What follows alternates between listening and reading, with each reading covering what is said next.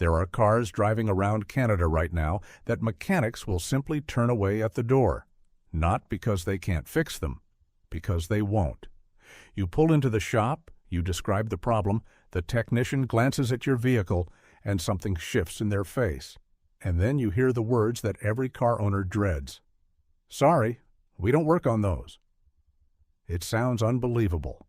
A repair shop turning down paying work? But across Canada in 2026, it's happening every single day. And the reasons why should terrify anyone who's about to buy a used car, because the vehicle you're considering might be one that no garage in your city will touch. Today, we're counting down the 10 types of cars that Canadian mechanics increasingly refuse to work on, and exactly why. And I'll tell you right now, number 1 on this list is one of the most common vehicles on Canadian roads. Stay with me, because if you own it or you're about to buy it, you need to hear this.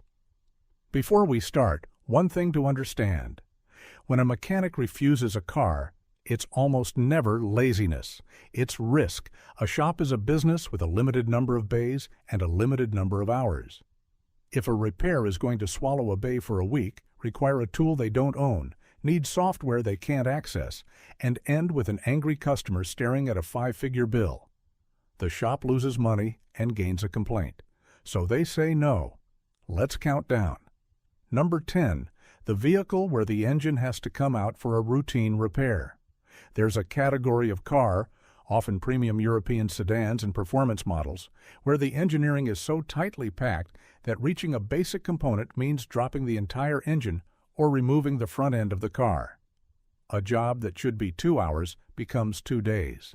The labor bill becomes enormous, and the customer, understandably, refuses to believe that replacing one small part could cost that much. Canadian shops have learned to see this coming. They'd rather do 6 brake jobs than one of these. So they pass. Number 9. Cars with an active recall the shop can't legally touch. If a vehicle is sitting under an open safety recall, an independent shop is often in an impossible position. The manufacturer wants that work done at a dealer. Touch the affected system yourself, and you're exposing your shop to liability that no small business wants. So the independent turns the car away and points you to the dealer, where the wait might be weeks. Canadians are discovering that an unresolved recall can effectively lock them out of their own local garage. Number 8, the high-mileage luxury car bought cheap. This one is a Canadian classic, and it's heartbreaking every time. Someone finds a 10-year-old luxury sedan or SUV, something that cost a fortune new, being sold for the price of a modest economy car. It feels like the deal of a lifetime. Then it breaks. And here's the cruel truth. A luxury car doesn't get cheaper to repair just because it got cheaper to buy. The parts are still luxury parts. The labor is still specialist labor. Mechanics know the owner cannot afford the bill, and they know exactly how that conversation ends. So they'd rather not start it. Number 7, the modified or tuned car. Somebody has been in there before. Aftermarket parts, altered wiring, a remapped engine computer, suspension that isn't factory. When a mechanic opens the hood on a heavily modified vehicle, they inherit every mistake made by every person who touched it before them, and the liability for whatever fails next. There's no way to quote it accurately and no way to guarantee it. That's a no. Number 6, the vehicle that's been rotted out by Canadian winters. This one is uniquely ours. Road salt is brutal. It works away underneath a car for years, and by the time the rot is visible, the frame, the brake lines, and the mounting points may be dangerously compromised. A mechanic goes to change a part, touches a bolt, and the surrounding metal simply crumbles. Now a simple job is turned into structural work, and the shop is holding a car that might not be safe to release. Many technicians have a hard rule about badly rusted vehicles. They won't take the risk. In this country, that rules out a lot of cars. Number 5, the orphaned brand, a car whose maker has pulled out of Canada. Buy a vehicle from a brand that no longer sells here, and you eventually meet a wall. Parts have to come from overseas, if they come at all. Technical information is thin. Nobody nearby is trained on it. A mechanic can't order what doesn't exist, so the car sits in the bay, waiting, occupying space they need. They won't take it on. This is why buying an obscure or withdrawn brand can quietly turn your car into an ornament. Number 4, the diesel with an emission system in failure. Modern diesels carry a complex emission system, and when it goes wrong expensively. The repair can easily reach into the thousands.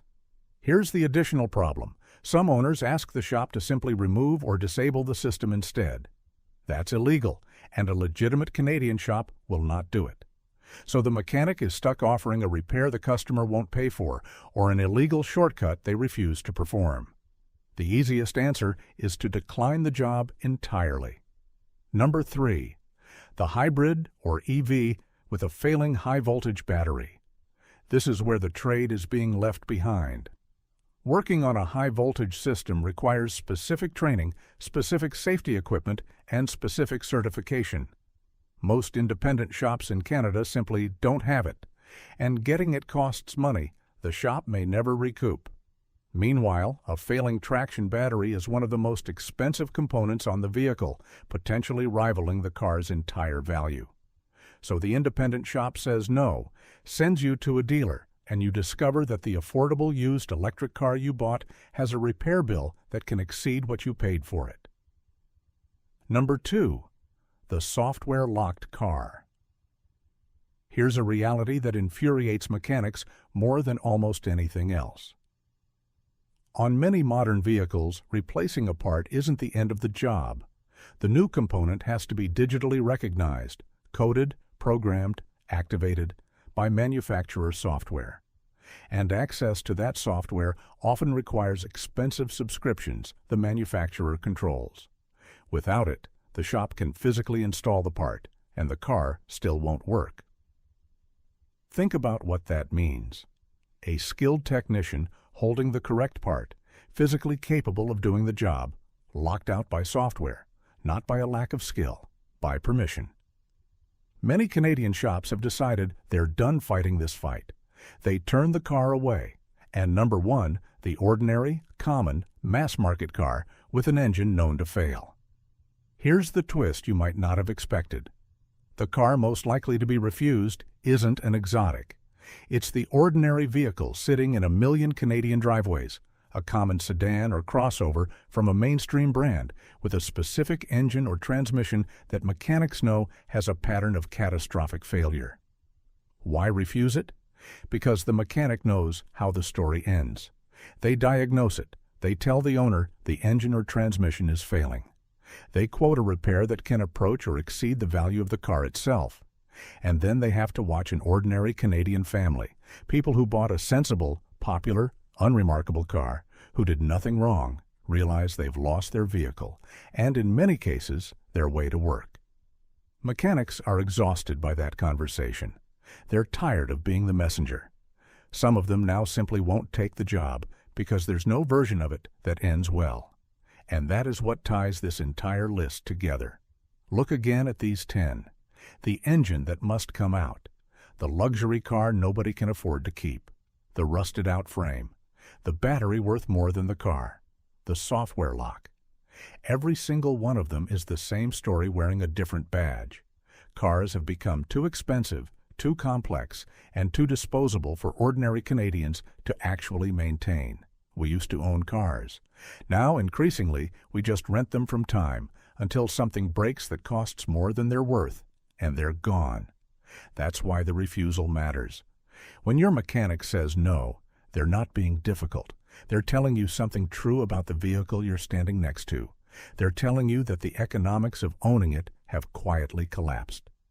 So what should you actually do with this? Before you buy any used car in Canada, ask 2 questions that almost nobody asks. First, can an ordinary independent shop in my town actually work on this? Not a dealer, a regular garage. And second, what does the most likely major failure on this vehicle cost to fix? And can I survive that bill? If you can't answer both, you're not buying a car. You're buying a countdown. Now, I want to hear from you. Have you ever been turned away by a mechanic? And what were you driving? Are you a technician who's had to refuse a car and deliver that terrible news to an owner? Tell me in the comments below, because these stories are worth hearing. And if you want honest breakdowns of what's really happening across Canada, the stuff that hits your wallet before it ever hits a headline, subscribe to Canada Insider. There's a lot more of this story coming,